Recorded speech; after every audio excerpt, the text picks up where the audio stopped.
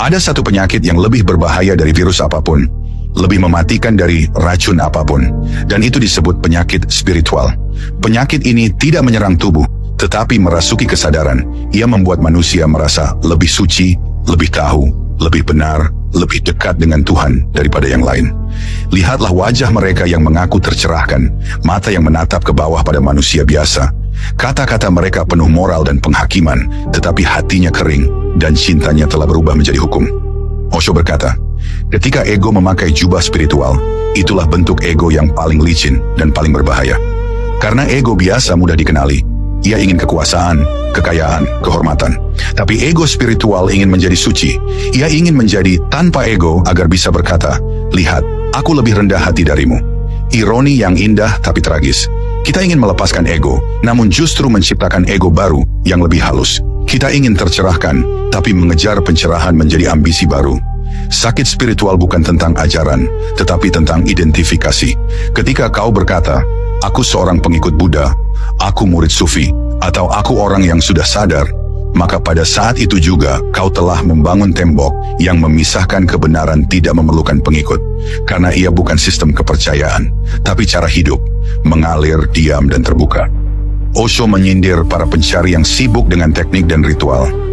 Meditasi bukan untuk menjadi spesial, meditasi untuk melihat bahwa tak ada yang spesial. Dalam dunia modern, penyakit spiritual muncul dalam bentuk baru. Ketika seseorang memakai kutipan spiritual untuk menutupi luka batin, ketika seseorang berpose dalam kedamaian di media sosial, padahal dalam dirinya masih haus validasi. Kita berbicara tentang energi, frekuensi, alam semesta, namun masih terjebak dalam rasa ingin diakui sebagai lebih sadar dari orang lain. Itulah virus halus ego spiritual. Tuhan tidak membutuhkan pengikut suci, Tuhan membutuhkan manusia yang jujur, yang menangis bila terluka, tertawa tanpa berpura-pura, dan mengakui kebodohannya tanpa rasa malu. Ketika seseorang benar-benar tercerahkan, ia berhenti berbicara tentang pencerahan. Ketika seseorang benar-benar suci, ia berhenti menyebut dirinya suci. Penyakit spiritual sembuh bukan dengan membaca kitab, tapi dengan menyadari kebohongan kecil dalam dirimu sendiri. Bukan dengan menolak dunia, tapi dengan melihat bahwa dunia dan Tuhan tidak pernah terpisah. Kesadaran sejati lahir, bukan dari kesucian, tetapi dari kejujuran. Bukan dari pengetahuan, tapi dari ketelanjangan batin. Osho berkata, jangan jadi orang baik, jadilah orang yang sadar. Karena orang baik bisa pura-pura, tapi orang sadar tak bisa berpura-pura. Ia adalah kebenaran itu sendiri. Dan ketika kesadaran itu tumbuh, kau akan tertawa melihat betapa seriusnya manusia mencari Tuhan, padahal Tuhan adalah tawa yang hidup di dalammu. Manusia modern tidak hanya kehilangan Tuhan, ia juga kehilangan dirinya sendiri dalam upaya menjadi spiritual. Ia berpindah dari satu guru ke guru lain, dari satu ajaran ke ajaran lain, dari yoga ke tantra, dari meditasi ke mantra, namun tidak pernah diam di dalam dirinya sendiri. Ia berlari terus, dengan wajah tenang namun hati gelisah. Ia berkata, aku sedang mencari. Tapi siapa yang mencari? Ego yang sama, yang dulu mengejar kekuasaan, kini mengejar pencerahan. Penyakit spiritual itu licik, karena ia memakai bahasa kebijaksanaan untuk menyembunyikan ketakutan terdalam manusia. Ketakutan untuk menjadi biasa, ego tidak tahan menjadi biasa. Ia ingin istimewa, bahkan dalam kesunyian. Ia ingin diakui, bahkan dalam keheningan. Maka ia berkata, aku telah mencapai tingkat kesadaran tinggi, dan saat itu kebenaran pun menghilang, karena kebenaran tak bisa dimiliki, hanya bisa dihayati. Osho berkata, ketika engkau tahu, engkau tahu. Ketika engkau berkata engkau tahu, itu berarti engkau tidak tahu. Begitu banyak orang berpikir bahwa pencerahan adalah tujuan. Mereka membaca ribuan buku, menghafal kutipan, meniru gaya berbicara guru-guru spiritual. Namun mereka tak sadar bahwa pencerahan bukan sesuatu yang bisa dikejar. Ia datang saat pencarian berhenti, saat sang pencari musnah, saat tidak ada lagi aku yang ingin menjadi sesuatu. Penyakit spiritual juga muncul dalam bentuk moral palsu. Kau melihat orang yang tidak berdoa dan berkata, dia belum sadar. Kau melihat orang marah dan berkata, dia masih ego. Tapi siapa yang menilai? Ego pula, yang merasa sudah di atas angin, padahal terjebak dalam lapisan baru kebodohan. Dalam banyak tradisi, kesalahan ini telah berulang ribuan tahun. Para nabi datang, para guru muncul, dan manusia menyalip mereka, kemudian membangun agama atas nama mereka. Ajaran hidup menjadi dogma, mati. Kesadaran mengalir berubah jadi sistem keyakinan. Kebenaran yang cair berubah jadi batu hukum. Dan itulah bentuk lain dari penyakit spiritual kolektif. Osho mengingatkan, begitu ajaran menjadi sistem, kebenaran pun meninggal di tangan pengikutnya. Yang sejati tidak mengikat, tidak mengklaim jalan satu-satunya. Ia membiarkan setiap jiwa menemukan jalannya sendiri. Tuhan bukan tujuan untuk dicapai, melainkan nafas yang mengalir di setiap detik keberadaanmu. Tapi kita terlalu sibuk mencari, hingga lupa merasakan.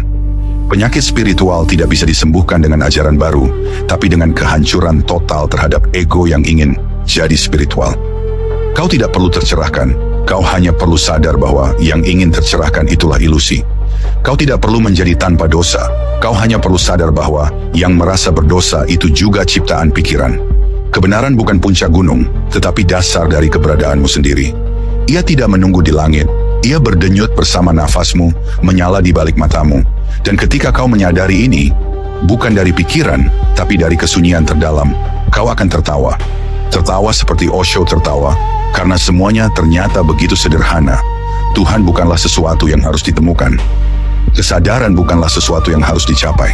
Kau sudah di sana, sejak awal sebelum kata spiritualitas ditemukan, dan saat kau melihat dunia dengan mata yang bersih, tidak ada orang suci, tidak ada orang berdosa, tidak ada guru, tidak ada murid. Yang ada hanyalah kehidupan yang menari dalam keheningan abadi. Dan pada akhirnya, spiritualitas bukanlah tentang menjadi suci, bukan tentang berapa lama kau duduk bermeditasi, bukan tentang seberapa sering kau berpuasa, bukan tentang berapa kitab yang telah kau hafal. Spiritualitas sejati adalah keberanian untuk melihat dirimu sendiri tanpa topeng, untuk menatap luka-luka batinmu tanpa lari, dan membiarkan kegelapan itu berbicara jujur kepadamu. Penyakit spiritual adalah ketika kau berpura-pura damai, sementara hatimu masih penuh ketakutan. Ketika kau berbicara tentang cinta, namun tak bisa mencintai dirimu sendiri. Ketika kau membicarakan Tuhan, tapi menolak ciptaannya yang berbeda darimu. Disitulah racun halus ego spiritual tumbuh, dalam ilusi bahwa kau telah sampai, padahal kau baru saja membangun dinding baru di sekitar hatimu. Osho berkata, ego adalah pencipta dunia palsu, dan begitu ego memakai pakaian spiritual, ia menjadi hampir tak terlihat. Maka satu-satunya cara untuk sembuh dari penyakit ini bukan dengan ritual, bukan dengan doktrin, tapi dengan kejujuran radikal.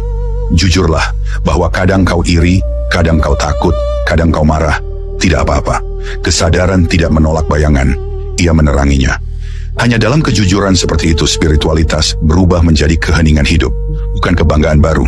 Ketika kau benar-benar sadar, kau tidak akan lagi berkata, aku spiritual. Kau akan berkata, aku hidup. Dan itu cukup karena yang suci bukanlah yang terpisah dari dunia, tapi yang mampu hidup di tengah dunia, tanpa kehilangan kesadaran akan dirinya yang sejati. Pada saat itu, tidak ada lagi ajaran, tidak ada lagi pencarian. Yang tersisa hanya satu hal, diam. Keheningan yang tak bisa diajarkan, tapi bisa dirasakan. Dan di dalam keheningan itu, Tuhan tidak ditemukan, karena ia tak pernah hilang. Ia selalu ada, di balik semua pencarian, di balik semua nama, di balik semua kata yang mencoba menjelaskannya. Kau hanya perlu berhenti mencari. Dan di saat itu, kau akan tersenyum. Tersenyum pada kesalahanmu, pada pencarianmu, pada perjalanan panjang yang ternyata tak pernah kemana-mana. Karena sejak awal, Tuhan sudah bernafas melalui dirimu. Dan satu-satunya dosa yang pernah ada adalah lupa bahwa kau dan dia tak pernah terpisah.